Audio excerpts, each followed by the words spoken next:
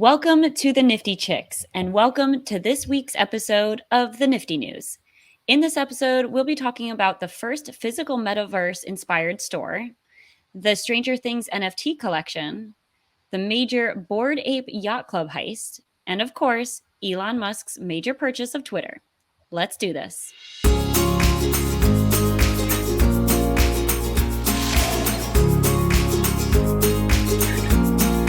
Welcome to the Nifty Chicks. Hi, Minty Cell. Hi, Jeanette. How are you? How's Texas? It's good. It's good. Did some shopping today, as you know I like to do when I'm back here in the States.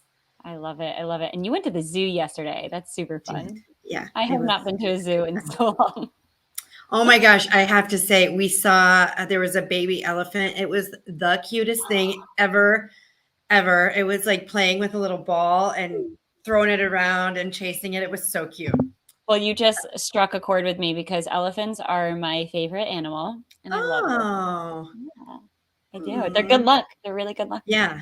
I love elephants. That's cool. Very amazing. Cool. All right. I learned something new about you.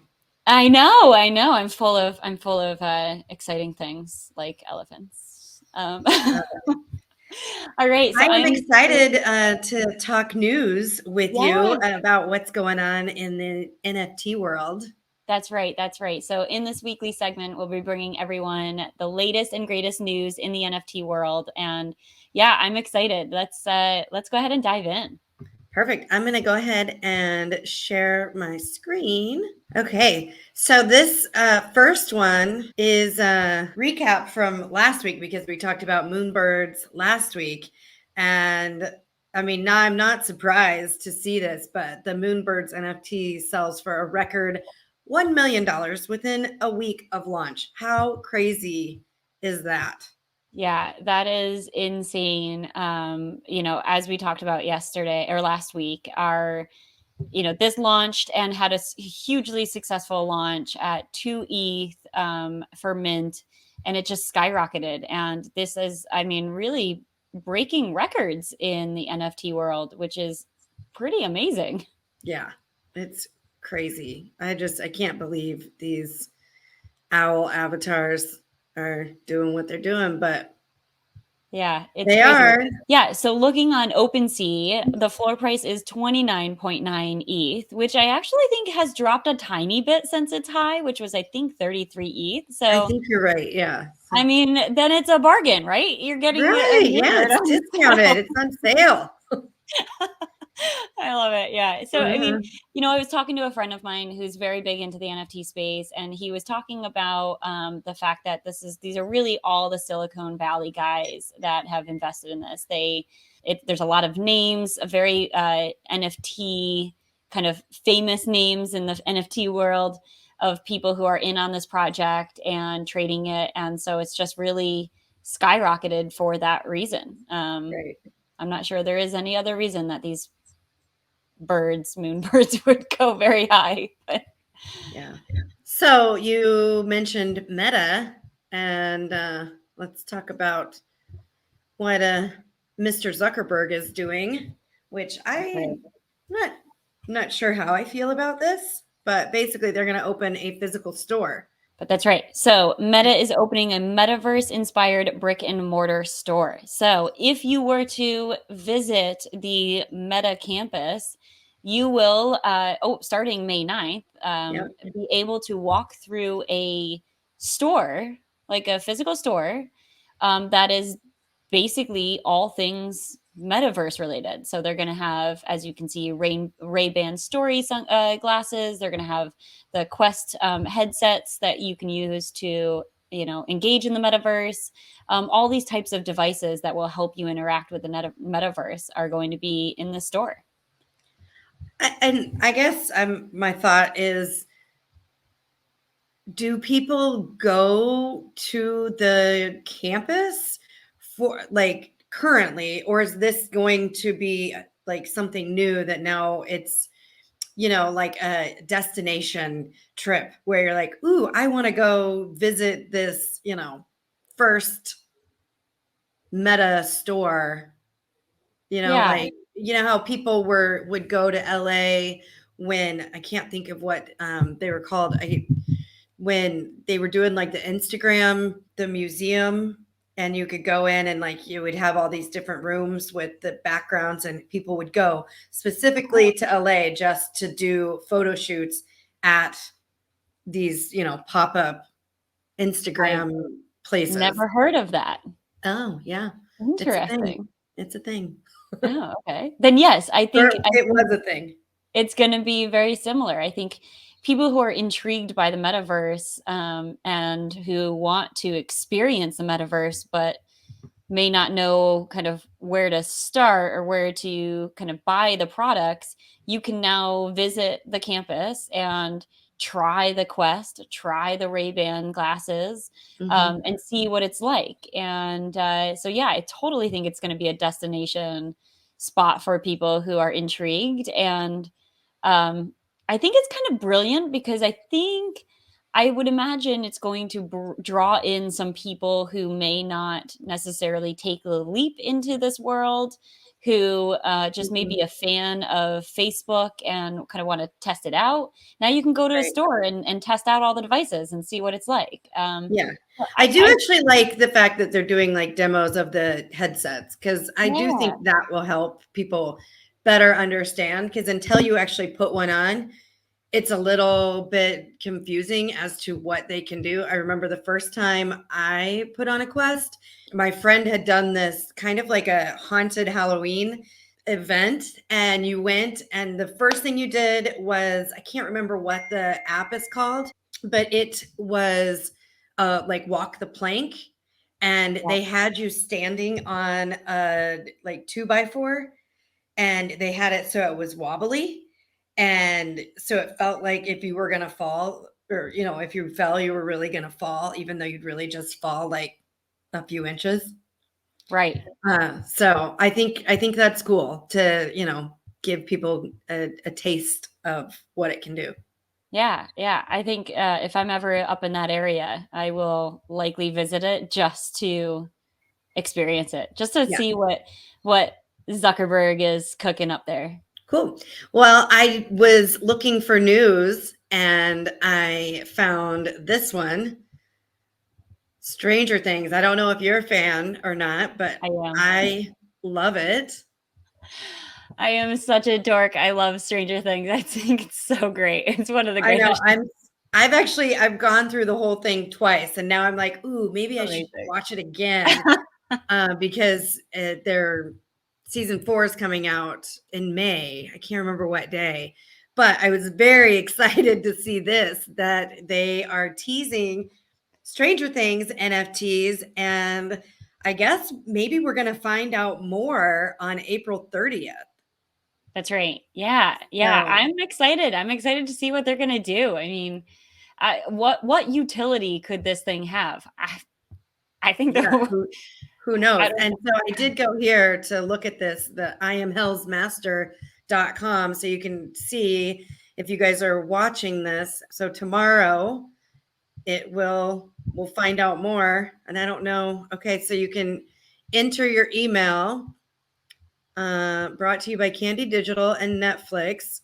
Submit your email to be the first to know. So I'm going to go ahead and add my email, and I'm not sharing. Sorry. Sharing the wrong tab. So you can see, here's the, Oh, that's so cool looking. They did a yeah. great job. That's great. So it's definitely like on brand with Stranger Things, and it's exciting. Yeah, I think it's good. I've unfortunately seen some of these projects that have really big names behind them not do so well. Right. The You Matrix. know, The Matrix, exactly. That's a Yeah. perfect I was example very where disappointed in The Matrix. I mean, talk about a kind of a theme that could do no wrong in the NFT space and the metaverse Right. space, and it kind of a flop. That did not. It sold out, but right now they're, I mean, not worth very much. So I don't know. I'm really hoping that they do a good job with this and that it does not become a flop. Wouldn't it be really cool if there was a way that it interacted somehow with the season 4 coming out. That would be very cool. I don't even Like know if when it season was 4 is coming out. like somehow within the episodes, and then that way it would help with, getting more people into the space. I would think, because I mean their fan base is, crazy big. Yeah, And if they were to put something, within the storyline, then potentially we get a whole lot more people into NFTs. for So, sure. Yeah, yeah. I think it's going to be good to watch. I'll keep an eye on this. I want to see how it goes. So I guess they have some sort of countdown until April 30th. Hmm. So we'll have to see what happens then. I'm looking forward to it. I'll keep an eye on it. Yeah. Okay. So I don't know if you heard about this or not, but Bored Apes were back in the news. They had another, they had a heist. Basically, uh, let's see, what's it say here? They were hacked. Their Instagram was hacked, and I can't remember how many. Oh, approximately $3 million of NFTs were stolen. 50 individual wallets, losing around 134 NFTs in total. Yikes. Ouch. Hmm. Yeah, that hurts. That And hurts. and this comes upon their 1 year anniversary, so they not good, not good. Second time in a month that they've had issues with their socials being compromised. Yeah, it's tough. We keep saying this episode after episode that Mhm. it's a security and safety is huge in this space right now. And anytime there's a lot of dollars, it's going to draw attention and unfortunately attention of some bad characters. So um, everyone needs to be very careful, even if Yep. it's, I've heard numerous times of not only socials being hacked but also discord, so you may be interacting with what you think is the project leader or the Mhm. founder of the company or the artist, only to realize that it's not really them. So just reiterating, keep yourself safe, use a ledger, use a cold wallet, keep your seed phrase to yourself, never share Mhm. it. Cannot emphasize that enough. And this is a Yep. perfect example. Another example, not just a perfect one, but another one of Right. why we need to be smart. Yep. And at the end of this article, they have some tips as well. Make sure you turn on 2FA, two-factor authentication, Mm, on your socials. That's going to help you. And then remember, think twice, click once, or risk losing those assets forever. That's good advice. I like that. That's great. And always check the website address that you're going to, because a lot of times they'll, put in like something that isn't very noticeable, like an L instead of an I or something along those lines that you may not see. So you just want to make sure that you're on the, correct website page. That's right. All good Yeah. advice. So have to talk about this because this is a big, big deal. That's right. Elon buying Twitter. Yeah. So one of the things that we want to talk about here is like, someone might be thinking, gosh, why are they talking about Twitter and Elon Musk when this is an NFT and NFT news? Well, first of all, Elon Musk is huge into NFTs, and he talks about NFTs and crypto in general on his Twitter. He has for quite some time. He's been an investor in crypto, so he's definitely someone to watch in the crypto and NFT space. But then Twitter. So, we've talked about this in the past. Twitter is a primary spot for us to be engaging with other NFT fans and NFT projects. So it's a big deal Twitter plays a huge role in the world of NFTs. And so for Elon Musk to be buying Twitter, I mean, you have to live under a rock to not have heard this. It's big, big, big news. It's impacting a lot. But this is a pretty big deal. And what happens next is really the biggest question on people's minds is all those accounts that got banned on Twitter for misinformation or threats or whatever. all those accounts, are they going to be reinstated? Are we going to, have extra security protocols or less security protocols? And what does that look like over time? I think that's a really big question on people's minds, and I certainly don't have the answer. It's funny that you talking about the banned accounts, because we actually, for the Bad Crypto podcast, we got banned on Twitter and had to start a new account. And it had nothing to do, surprisingly, had nothing to do with crypto, NFTs, anything like that, because for a while they were cracking down on if you were talking about crypto. But we got banned. It was actually something really kind of silly. We had done an event and had promoted somebody else's event, and we were retweeting their tweets, and they had a copyright infringement on their tweets. But because we retweeted them, we got banned. We got booted.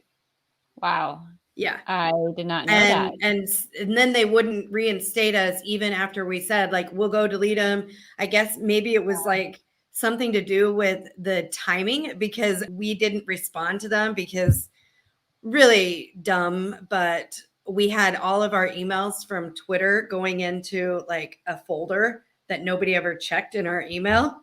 So we didn't know about it. And then all of a sudden we got booted, and we're like, what happened? And then that's what they told us. And then they wouldn't let us back on. So Yikes. Yeah. And yeah. that's a big question. And, that seems like a silly reason to get banned. But obviously Twitter, which has been a public organization who has a board of directors and has to abide by, board policy, they've instated some rules and and a lot of security measures and protocols. And so now that it's now going to be a privately owned company by Elon Musk, he essentially has the free will to run it however he wants. Yep. And therefore there's a lot of people on one side saying, is there going to be more misinformation than ever before because now it's not going to be screened by anyone? Or vice versa, is he going to put his own security measures and protocols, and is it going to be the Elon Musk platform? Nobody knows. Right. Yeah. There's a lot of things to kind of watch in this area, and it's pretty big for NFTs. Yeah, it's definitely interesting, that's for sure. It is. I mean, this guy he can buy anything. It's amazing. I know, it's so funny. I've been seeing like some of the memes going around, and there was something funny about Coca-Cola, and that he was going to put cocaine back in the Coca-Cola. And then somebody was asking, like, do McDonald's next and fix all the ice cream machines? Because have you ever noticed? Well, I haven't been to McDonald's in years, but it felt like, you go to McDonald's and their ice cream machine is always broken. Yeah, you're right. There's really nothing he can't do. Right. And that's scary. That's scary to a lot of people. And obviously right here, you've got on the screen, you've got a picture of Donald Trump right next to Elon Musk. And that to some people is worrisome, because in Donald Trump's presidency, obviously he was banned from Twitter because of a lot of reasons, I think. And there's a big question on, like, was that the right thing? I remember when he was banned, it was a big question of was that the right thing, or is Twitter really a free speech kind of platform? And if we believe in free speech, then anybody should be able to say anything they want, and right, including whatever crazy things come out of anyone's mouths. And so there's a big question on what that means, and is that almost damaging to society, or is that better for society? I certainly do not have the answer for that. Right. Well, neither do I. However, I do believe in free speech and the ability to say the crazy things, whatever they may be, that you want, as long as they're not, you're not harassing somebody, you're not hurting, somebody physically, that sort of thing. But when you say that, think about it. Right now, there are steps in place within the Twitter organization to prevent that. If and when those steps get taken away or removed, then what? Any one of us could be the victim of harassment, and there's nothing we can do about it if there's not the right kind of hierarchy and escalation points. And so Yeah. it's Yeah. We shall see what happens as things progress. So that is what we've got for the news for the week. I of course, want to remind everybody to be sure to subscribe on whatever podcast player you listen to, and be sure to subscribe and click the bell on YouTube to be notified whenever we have a new episode out. And of course, follow us on all the socials: Facebook, Twitter, LinkedIn, Instagram. You can find us everywhere at the Nifty Chicks. That's NIFTY Chicks, CHICKS. And Jenna T, why don't you take it home? That's right. So thank you everyone for listening, and thank you so much for your support as we continue to build this podcast and show for you. Always remember, invest in yourself. You are worth it.